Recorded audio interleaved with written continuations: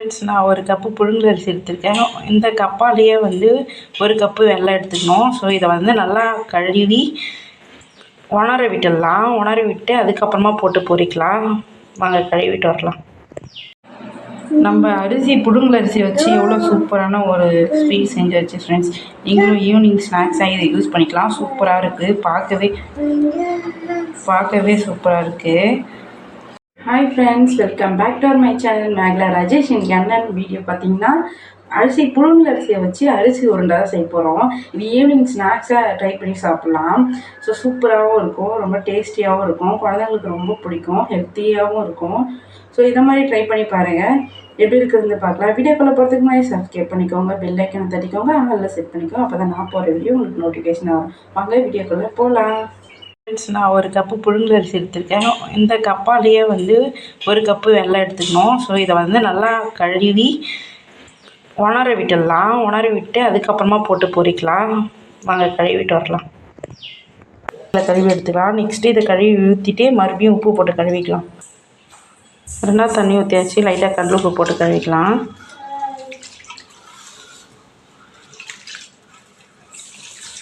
இந்த மாதிரி உணர விட்டு எடுத்துக்கலாம். உணர்ந்த விடனே அதுக்கப்புறம் எடுத்து நம்ம அதை வறுக்க ஆரம்பிச்சிடலாம்.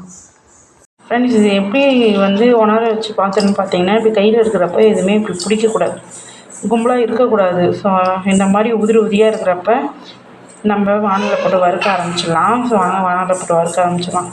ஃப்ரெண்ட்ஸ், கடையில் நம்ம இப்படி போட்டுக்கலாம். போட்டு வறுத்து எடுத்துக்கலாம்.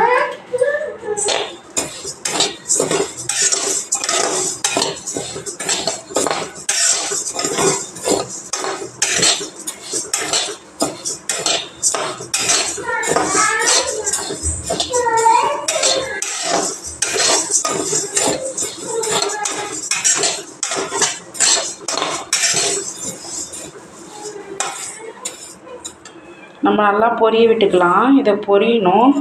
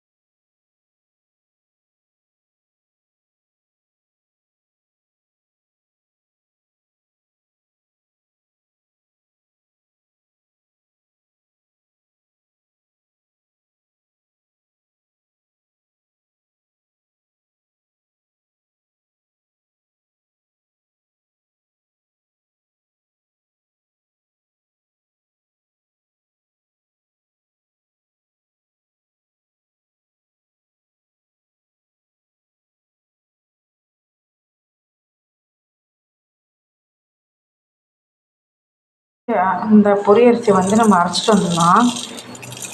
இது ரொம்பலாம் மழைலாம் ஆகாது. கலரே சேஞ்ச் ஆகிருக்கு பாருங்கள். ஸோ இதை போய் அப்படியே அரைச்சிட்டு வந்துடலாம். இது கொரகொரப்பாக தான் இருக்கும், ரொம்பலாம் மழைலாம் ஆகாது. இந்த மாதிரி தான் இருக்கும். ஸோ நம்ம இப்படி தான் போட போகிறோம். குறப்பாக தான். நம்மளால் எவ்வளோ மழை அரைச்சாலும் மழை ஆகாது.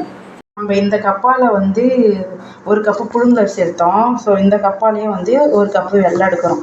ஸோ இது 2ம் தான் நமக்கு தேவையான பொருள். நம்ம வாங்க இந்த வெல்லம் வந்து பாகெல்லாம் காய்ச்ச போகிறதில்ல, லைட்டாக தண்ணி ஊற்றி கரைக்க தான் விட போகிறோம். நம்ம வந்து வெல்லத்தை போட்டுக்கலாம்.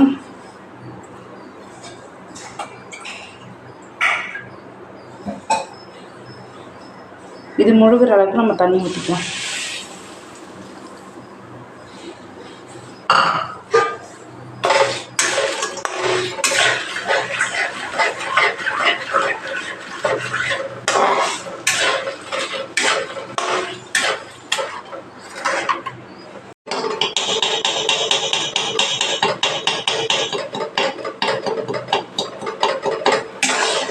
இதில் வந்து நம்ம வடிகட்டி எடுத்துக்கலாம்.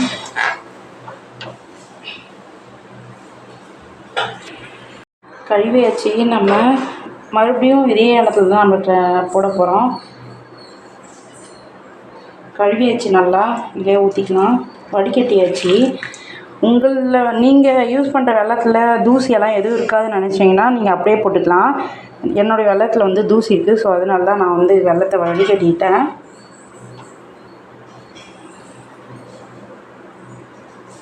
நமக்கு இது பாவப்பதெல்லாம் ஒன்றும் தேவையில்லை. இது கொதித்த உடனே நம்ம அந்த அரிசி எடுத்து நம்ம கொட்டி கிளறி விட்டுக்கலாம்.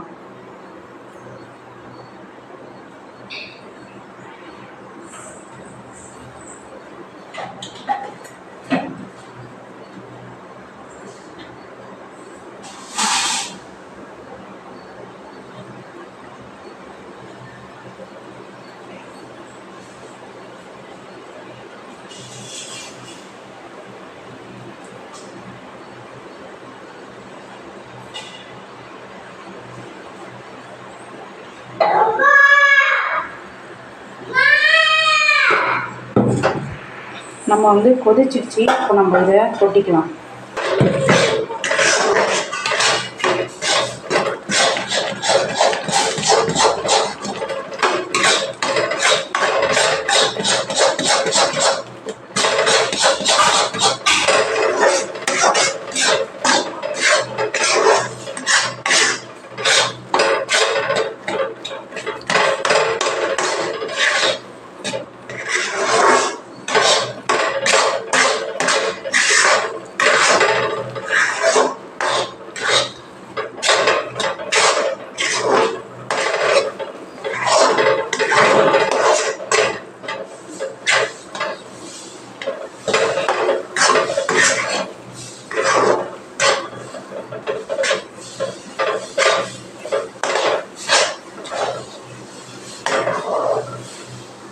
நம்ம வந்து இதை ஆஃப் பண்ணிக்கலாம். இதோட ஓகே, இவ்வளோதான் நம்மளுடைய ரெடி ஆகிடுச்சு. இதை அப்படியே நம்ம உருண்டை பிடிச்சிடலாம்.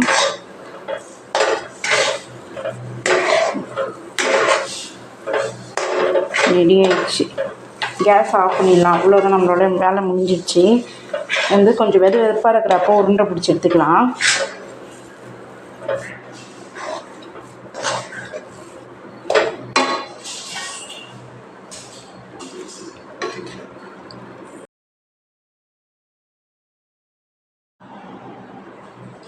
நம்ம உருண்டை பிடிச்ச ஆரம்பிச்சலாம். நம்ம கொஞ்சம் சூடு இருக்கிறப்பயே வந்து பிடிச்சிடணும். கலகலன்னு அப்படியே உருண்டை வரும். ஸோ இப்படி பிடிச்சிக்கலாம்.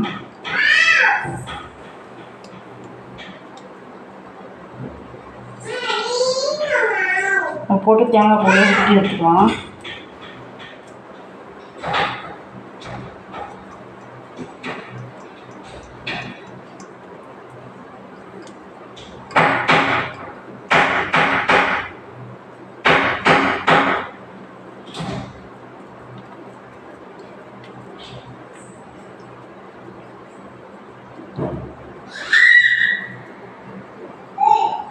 அவ்வளோதான், நம்மளுடைய அரிசி உருண்டை ரெடி.